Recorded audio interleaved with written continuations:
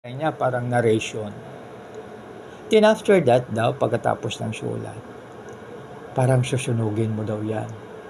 Susunugin mo yung papel na nasulatan. Pero sayang, no? Pag sinunog kasi parang it serve as your diary dapat yun.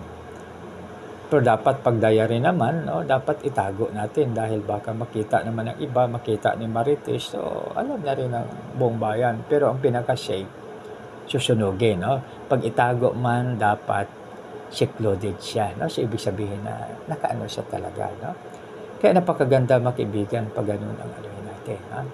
So, pag wala tayong mapagkatiwalaan na i-share natin ang challenge natin sa buhay, siyempre doon tayo sa, bago tayo matulog sa gabi, i-pray natin, o kaya papasok tayo sa isang kwarto, no? Secluded place para maayos. Mayroong isang pagkakataon ng iyong abang lingkod ay parang sinabihan o sabi ng isang mataas na opisyal, sabi niya, pumunta ka muna dito sa room. Pumunta ka muna dito sa room na ito, tapos mag-pray ka. No? So, ibig sabihin na kahit yung tao na yun, na-acknowledge niya na pag mag-pray tayo, God will answer prayer and God will guide us. No? So, kaya siyempre pumasok naman po ako siguro siguro more or less 15 minutes. No? Then after that, lumabas. So, yun, no? Sabi, kamusta na, no? So, ibig sabihin na napakaganda talaga yung prayer, no? Kaya, mapalad po tayo mga kaibigan na ang sumasagot ng ating prayer, sumasagot ng ating panalangin ay hari ng mahari, Diyos ng mga Diyos at Panginoon ng Panginoon, no?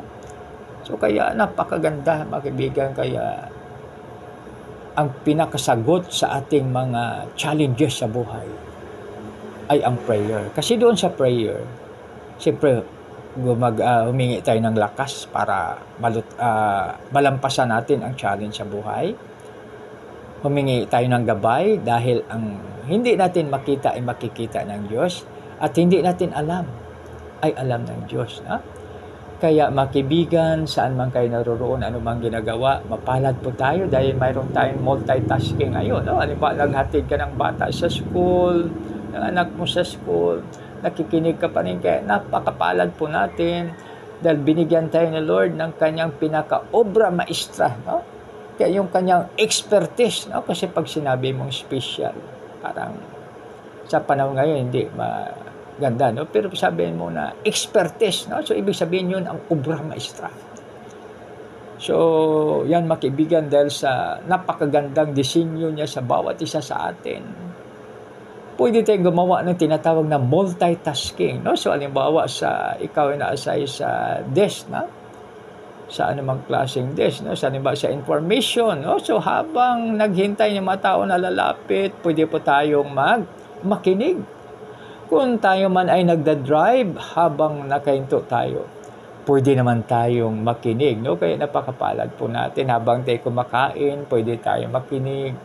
Dahil sa tinatawag natin na multitasking, no? So, noon yan, parang natanong sa akin, no? Na sa iyong abang lingkod na, what are the things that you can do at the same time? No? So, yan, no? So, ba, kumakain ka, nakikinig, dahil sa kain naman, ang mouth naman ginagamit, sa pagkikinig naman, yung ears, no? At, pwede pa tayong amuyin natin kung halimbawa may mga aroma, no? Kasi uso na po ngayon ang mga aromatherapy, no? Diba may linalagay tayo sa kuwan, no?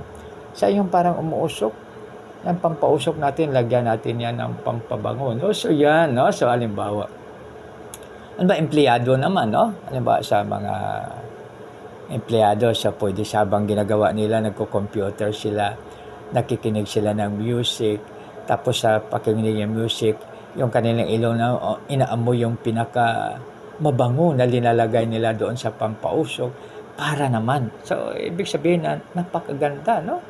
Natin, sophisticated po tayo. No? Dahil we can do many things at the same time. No? So, yung mata natin nakakita, no? So, kaya napakaganda habang tayo nagsasalita, ang ating namang mata ay nakatingin, no? So, yan, no? Tapos yung ating namang tinatawag natin pang-amoy, yung ating puso naman, siyempre yung ating feelings, no? Kaya yung expertise ni Lord, no, na design niya sa atin ay napaka-perfect na design, no? Dahil siyempre siya ang gumawa sa atin, kaya perfect talaga yan, no?